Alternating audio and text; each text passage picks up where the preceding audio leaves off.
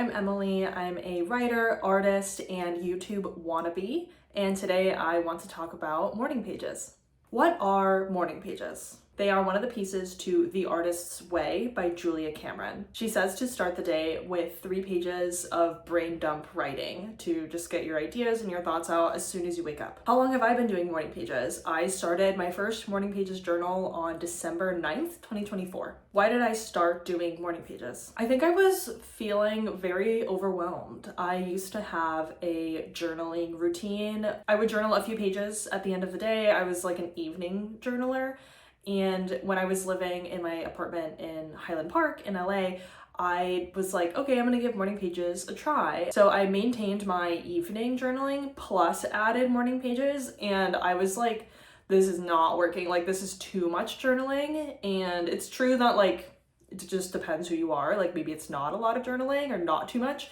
But for me at the time, like, I was like, I cannot write 5 or 6 pages of journaling every day. Like, that was just a really big commitment. Fast forward to December, I had been traveling for a couple months and there was no sense of evening journaling routine at all anymore. And I found myself on the East Coast and I was like, just feeling very overwhelmed by the journey of traveling full time. And so I was like, okay, this is the time for morning pages. So I went to like the student union at Johns Hopkins and got a wide ruled notebook because that was all they had on a college campus. Kind of crazy. And I've been doing it every day since then. What does it mean to archive my morning pages? Well, I intend on keeping my morning pages journal, but I can't imagine a version of me who would like go back and read it all, especially because my handwriting is really bad. My handwriting is so bad and I struggled to read them now, and like they're only 2 months old max, like they're not old. So like I could figure out what I was saying, but I can't imagine years from now to look back at that and even be able to make out a single word. Like, I need to work on that. So I just like wanted to go through it while it was still fresh and like write down the most important things to me that I can keep in like a digital file and have to look back on. So that's the gist of morning pages. So let's get into it. Let's start this off with a piece of writing that I wrote on the first day of this journal, December 9th. I am grateful for my friends who live all over the place. I'm grateful for their love for me and intrigue in each other. I'm grateful to introduce Johnny to Sel, to be introduced to Jeff by Ryan, to tell everyone I know about my favorite artists, to reference my best friend and have multiple people come to mind. I'm nothing without the ones I love. I'm the center of the spoke of the wheel. I'm grateful to have a home within each of them. I will never again be able to settle down because there will always be someone who needs visiting. I'll keep moving around and I'll keep coming back. I'll keep changing and our love will stay the same. I'll give them the best parts of myself as an offering and we will give thanks together.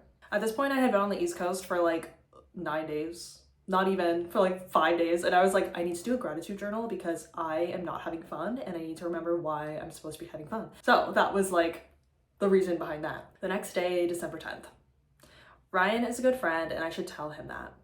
Ryan, if you're watching this, exploring Baltimore with you for that like week that I was in town made my entire month on the East Coast. That was the highlight. And thank you so much for spending time with me and I love you. December 11th. 6 months is a little long for me to have a job, but I guess I haven't had a normal job in almost 2 years, so maybe I would approach it differently and appreciate it more. Yeah. One thing about me is I'm going to get a job and then get bored of it because I've like gotten really good at it and it's not challenging anymore after like 3 to 6 months, and then I'll go do something else.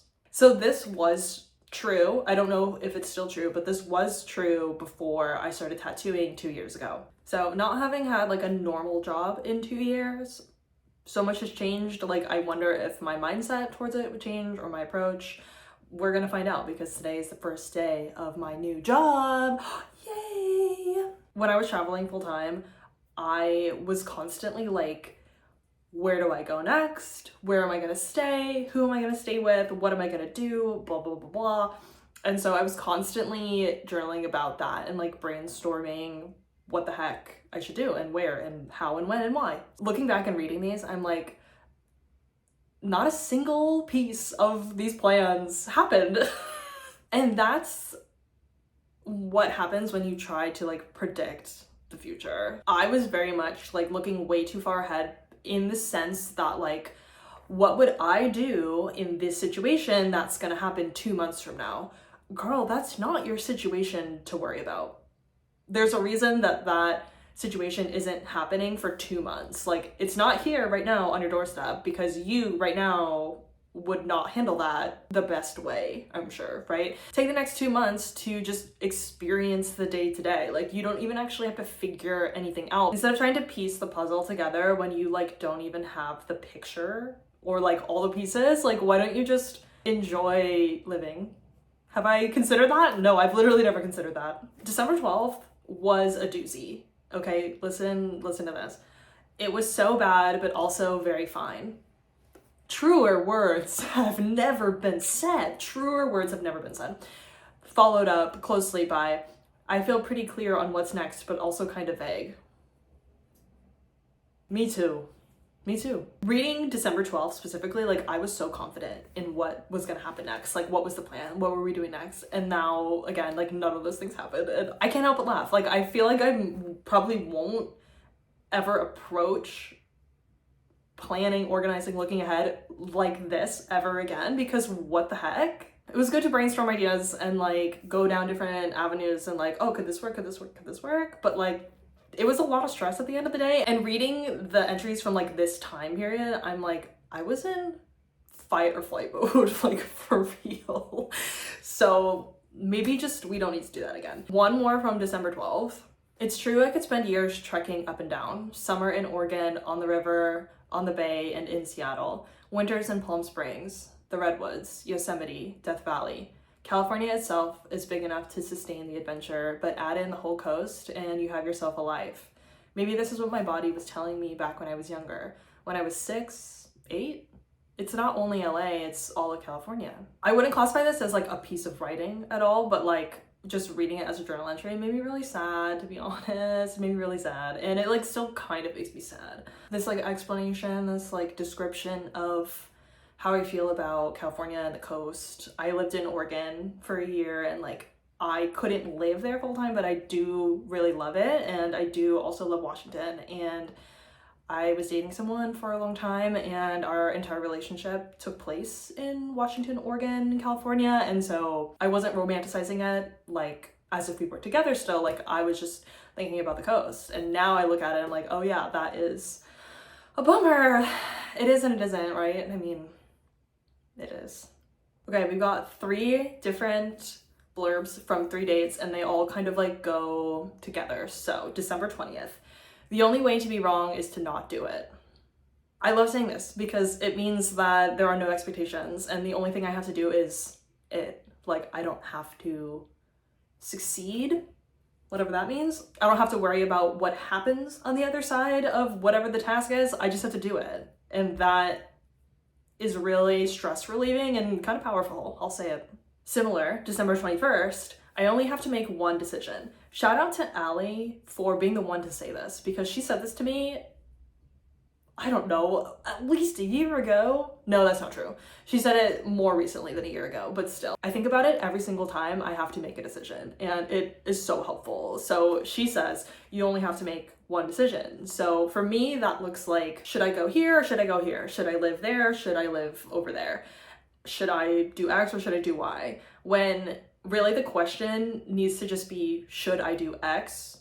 Period. Like, yes or no. It's not this or that. It's just this, yes or no. And you don't have to come up with something in its place. You just have to decide that like this thing is or isn't for me. And then the next thing will show itself. And then you can decide then, is this for me or is it not? January 1st. Done is better than perfect. I love this one. It got me through the first 3 or 4 YouTube videos. Like, just do it. Just do it. It doesn't matter. Just complete it. And I still think about it. I mean, I think about it all the time generally, but like in the context of YouTube, I do still think about it a lot. Something with this that I realized was like at the end of December, I made my first video, like I finished it. At that point, I was really excited about it. I was like, heck yeah, but that's usually just kind of how I am. When I like first start a hobby, I'm like, oh yeah, it's like really fun. Ugh. But now being like two and a half months deep into YouTube, like I still am like very excited about it, and I've noticed that my routine and my life has shifted, and like where I'm going now has to be able to make space for me to do YouTube because I just like really enjoy it. I'm having like so much fun, and there was no way for me to know that back then because the journey had just begun, and it's just one of those things that you learn the more you do it. Another one from January 1st, set myself up for new things to worry about. Don't want to carry old stuff around. I say this all the time. I say this all the time, especially when I know like a period of transition is coming. And for me lately, the periods of transition have been very obvious. For example, traveling. The next transition that I can see from here is I will take the last week, maybe 2 weeks to kind of get my stuff together where I'm living now, to prepare to transition to the next place that I live, and take a week or two to like get adjusted there. And it'll be during that time, that 1 or 2 weeks before I leave here, that I'm like, okay, what things do I not want to carry around anymore, physically and also emotionally, mentally, all of the things. January 2nd, go back to Woodland Hills, climb a tree, and think about the past. There's something about Woodland Hills that I just love so much. If Woodland Hills has no fans, then I'm dead. January 3rd.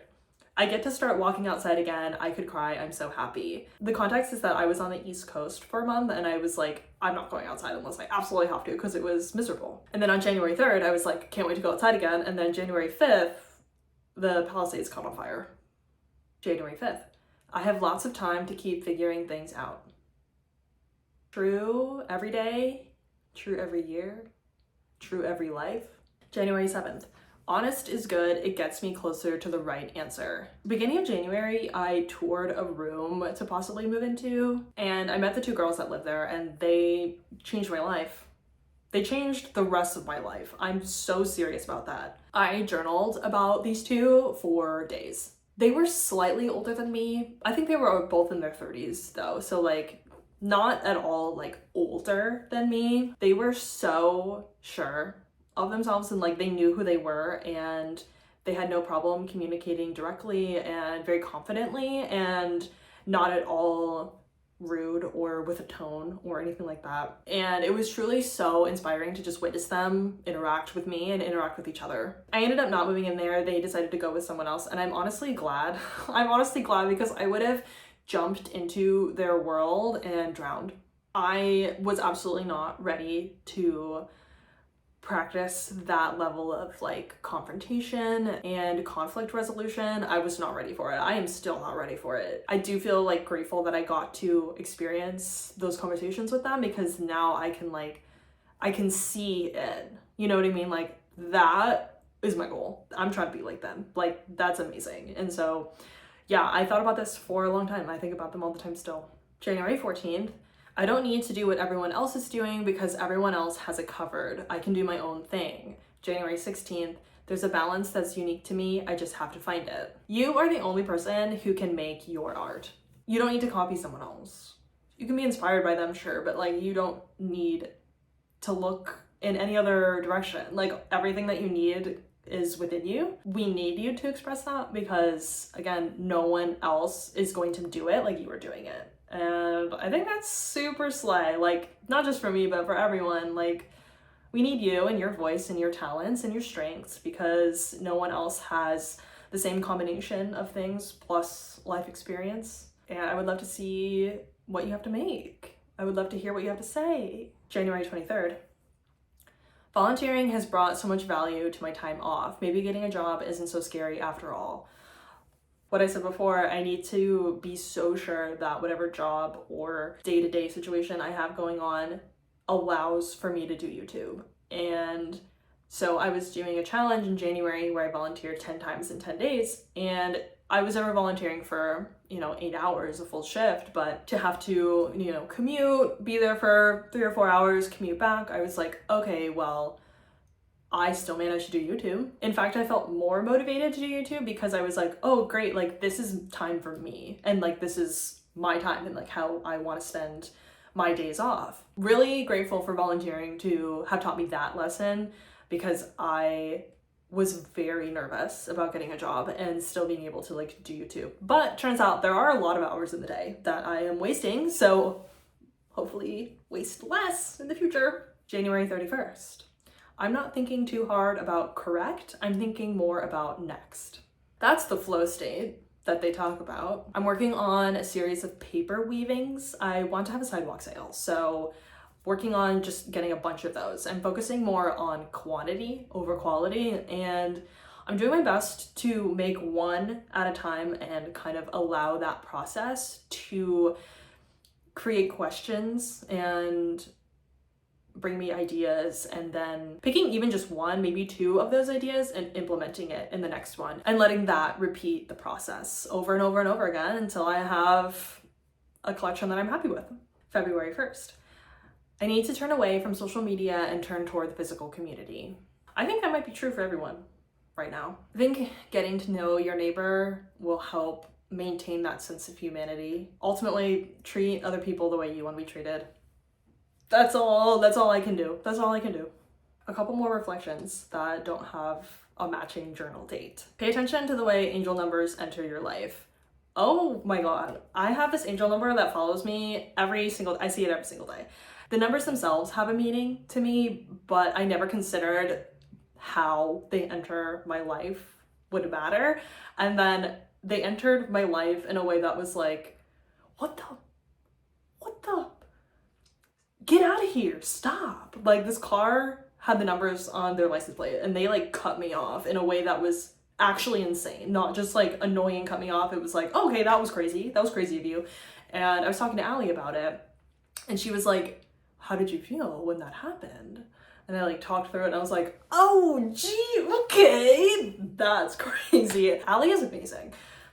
Allie was in my first Neighborly podcast video where she was talking about Montana Avenue, so that's Allie. If you haven't seen that video, you should go listen to her talk. She's amazing. So notice how the numbers enter your life, what the numbers themselves mean, and also how you feel when you see those numbers, because that will give you some information. Don't have anxiety about a situation until you know it's actually bad. I'm sure you've heard it before. You can worry twice or you can worry once. And I would rather worry once when I actually know that something is bad and not just because it's probably bad. So silly. How many days will I write about needing to stop scrolling before I actually stop scrolling? How many? Because it seems like the answer is weeks, which is dumb. That's dumb. It's dumb. I want to start doing this thing where if I have a thought about like, oh, I should do this, or oh, this might be cool, then I just immediately do it. Last night I was making baked potatoes and I set a timer for 10 minutes and I was like, what if I spent the next 10 minutes reading? Because obviously I'm gonna eat my food and watch a YouTube video, but like for the next 10 minutes, what if I just read? And then I just shut up and did it. So I want more of that. Even the perfect thing has some element of it that's difficult, uncomfortable, or inconvenient. Whatever is meant for you will not pass you. Anything that you are encountering is because you are meant to encounter it. And even the best things will have some level of inconvenience, difficulty, fear attached to it, and you just have to do it. You just have to do it. You just have to get over it. You just have to do it. That's my story. I cannot believe that this journal was just 2 months of my life. 2 months. Like, okay, we've got however many more left. That's crazy. Thank you for listening to me document these 2 months and this little morning pages journaling experiment. I hope you got something out of this, and if you have some ideas, some thoughts, or some creative whatevers, I would love to hear them in a comment below. Thanks for being here with me, and I'll see you next week.